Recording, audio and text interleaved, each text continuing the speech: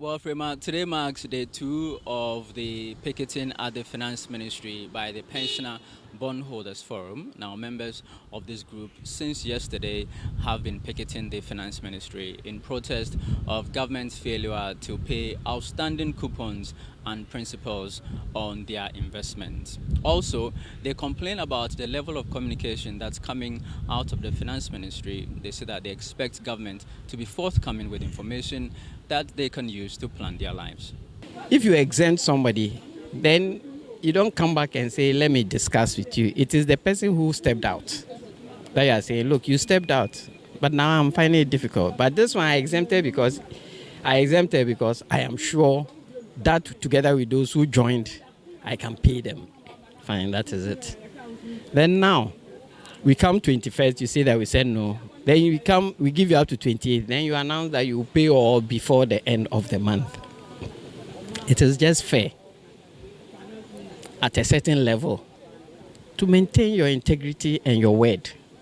Because you have told the whole world and you have told us, your creditors, that I'll pay everything before me. Now what happens? Nothing happens. We are now in May. Early March bills have not been paid. Then suddenly when we say we'll go, you start paying. You are paying it in pieces. Today you pay 6th, then you come to 20th, then there's another 6th which is outstanding, and we have to figure out what is happening.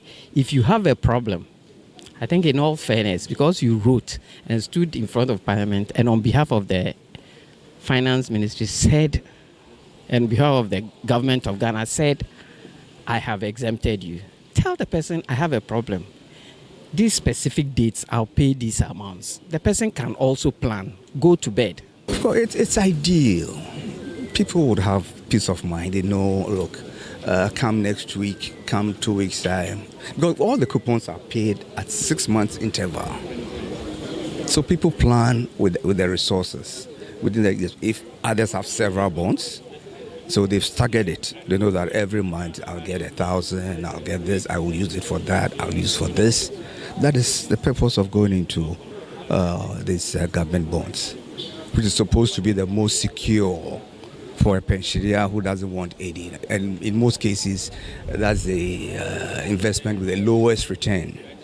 I'm sure you've heard most of us say that we are all dependent on the coupons because our pensions are not too much. So this is what we depend on to buy, our medications, fend for ourselves, cater for ourselves, and not just for us, but also for those who are also dependent on us. Widows, orphans, the needy, the sick, etc., etc. So it's not just about us, it's also about all those who are dependent on us. And so it is not all going well for us. Now, throughout our coverage of the protests by the pensioner bondholders, one thing that's come up is that these pensioners are not just protesting for themselves, but also their dependents. They say their dependents are more affected than they themselves. We're fortunate to have with us a 92-year-old woman who says that her daughter's earnings from the bonds is what keeps her going. We try and find out how the non-payment of these bonds is affecting her life. Your daughter invested money that your husband left for you, to be able to take care of these things in your old age. And now government is not making these payments as scheduled. And so you're unable to buy your drugs. I'm not able to buy them. They're not even more expensive. Okay. Most of them, they're expensive. So I'm not able to buy my drugs for my health, to take care of my health. And to pay my staff. Well, I'm supporting because I cannot work. I don't do anything. I depend on them. The carers, there are two of them. Coming from, some employed, they come to take care, rotate. And then the one who prepared my meals daily.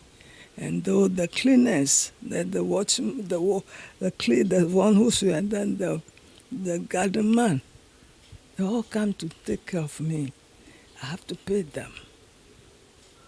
You see, how do I do that now if I don't have my money? If they are my mom, the bond that my bond, if they are not releasing to me regularly, how do I look after them? How do I survive? That's my big question. I just want to tell the finance minister to have some compassion on the people like me, an old aged woman, who cannot do anything now. We have also served this nation before.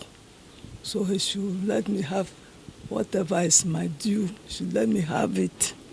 These pensioner bondholders fought very hard in February to get exemption from the domestic debt exchange program. So I asked Dr. Edua Nanyantwi, the convener for the group, if this is not enough grounds to go to court to force the ministry to pay them their money. We won't go to court. Court processes. You can't wait for your coupon when you are in court and you are dying. No, we must put pressure on government to pay us. We won't go to court. The maturity, we have one yesterday.